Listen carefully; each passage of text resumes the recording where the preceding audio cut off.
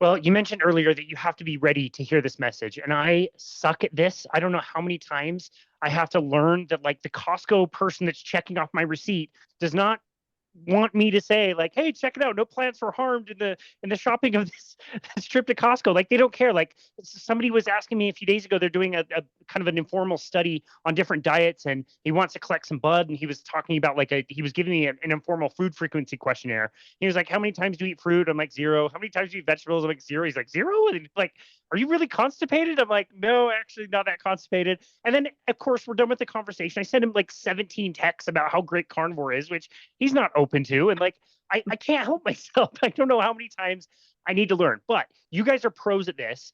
You do have people reaching out to you who are at that stage where they're at least considering it. So how are you? You've already alluded to some of the things you do and how you hold their hands and say that things are okay. What practical things do you come up against for somebody that may be listening that might be in that spot of, like, maybe they're considering coming out of it? How are you coaching people out of that situation?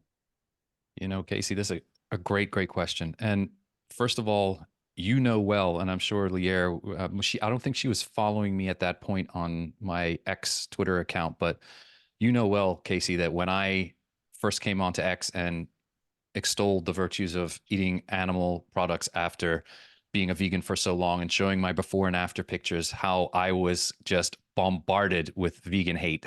It was it was pretty crazy, and even you had to chime in. Uh, Jane Buxton even came to my defense. I was so chuffed at that. I mean, it was great.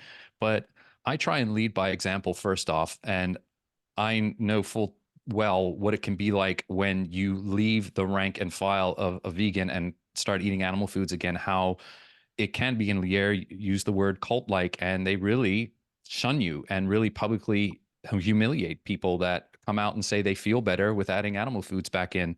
And so I did not try and go for the attack back on those folks. I'm sure you noticed. I just said, I am not lying. This is exactly what happened. These are actual photos. This is a true account. If you need to speak to people that have been living with me, you can. And I just let people come to me. And I think all of our approach has been one of kindness. And I started my podcast just to help people not go down the same road that I did, if there's any way.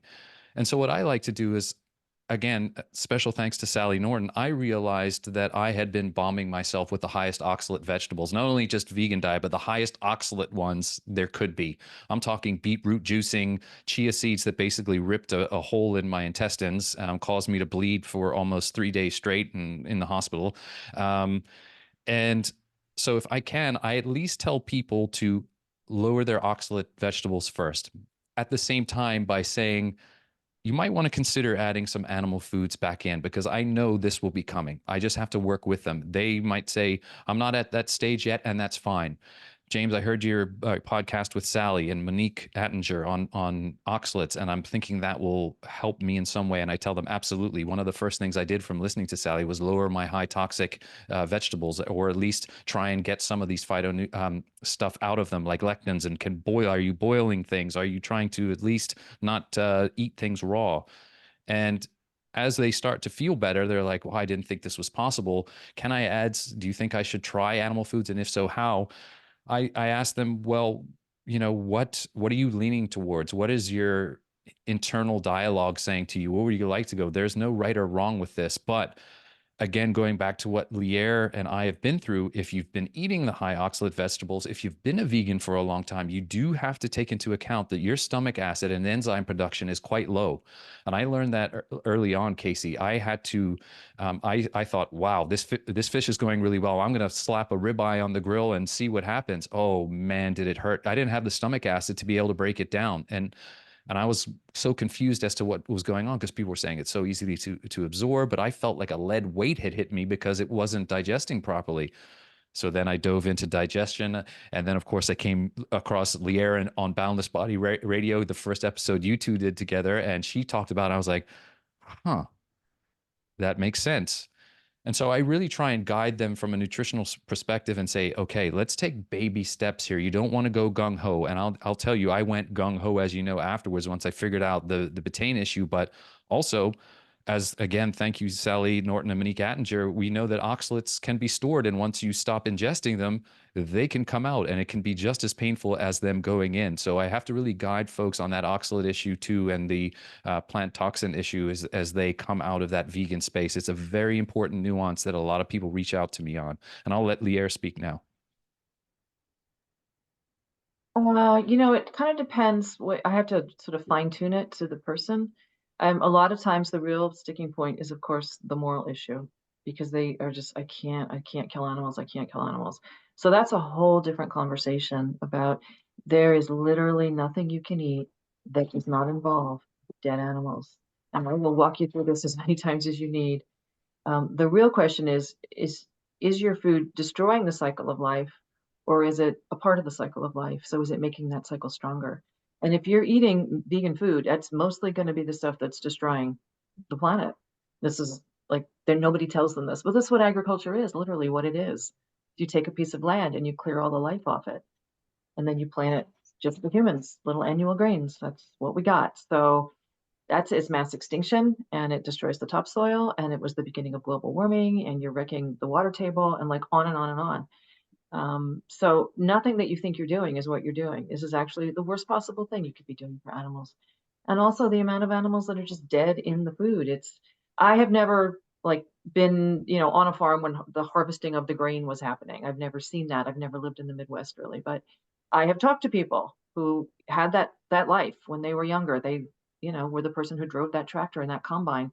And they all had the same story. That last acre of wheat or corn or whatever you're growing is horrendous, because all of the small mammals that have tried to live inside that field have nowhere else to go. They have been, everything's been cleared. It's nothing but dry stubble behind them. And now you're at that last acre, and it's just a bloodbath behind the machine, because the birds, the mice, whatever, the rats, the snakes, everything that is now terrified inside that last acre, you have to kill them. And they know it and they hate it. This is the word, you just dread that last acre because you know what's happening. That's what's in your food. That is what is dying so that you can have that corn or that wheat or that wonderful, whatever, vegan soy. It's mass death everywhere you look. So it's things that we don't like to talk about because they're painful and scary and very disturbing, but that's what it is. That's what vegan food is. So I can have that conversation with them. And then I talk about the food that actually repairs the world. But it's a hard moment to have to accept that there's nothing you can do. As they say, once you take birth as a Buddhist, like once you're here in a body, that things are going to have to die to feed you. And then we can talk about plant sentient and the kinds of amazing things that plants do to communicate with each other and help each other and build community together. And I live here in the redwoods. We actually have albino redwoods. So they're missing, I don't know, some chemical, but they're not green. They look this sort of weird grayish white color. They can't photosynthesize. They can't make chlorophyll for whatever reason. And they're alive. So you might wonder, how are they getting any food? How are they doing this? That's what plants do, is they take the sunlight and they turn it into, and they can't do it. So the reason they're alive is because all of their mother sister plants around them keep them alive. They send them nutrition through their roots. So that's where all their energy is coming from, is that all the other trees around them say, you're one of us. We're going to, just like we would with some sick or whatever. Here we go with the barking. Sorry. Anyway, plants do that for each other because they know each other and they love each other and they make a community together and they're related. They're literally the sisters and the mothers of each other. So that's what they're doing. So, there's all kinds of things we can say about plant sentience, but that is my best example. Like, they are choosing to use some of their energy to keep their friends alive, just like we do as humans. So that can help. And you have to mull this over. Like, no one's going to change their minds in 2 hours when it's this sort of a really profound ethical dilemma. It takes time and a lot of reading and a lot of information. And I always say to them, go to a farm, try to grow your own. You'll see what I'm talking about. Surely someone in your family has a garden. Go talk to them about how much they have to kill to make the lettuce happen. I've certainly had my own stories about that. So that is one thing. If it's their health that's absolutely collapsed on them, the first advice I will give them is to take out all the soy. The second advice is take out all of the industrial seed oils, the canola. Please, dear God, never touch that stuff again. The corn, the whatever oil they're eating, don't touch it. The only oil, the only fat you should be eating at this point is coconut oil. That is at least an appropriate fat for humans.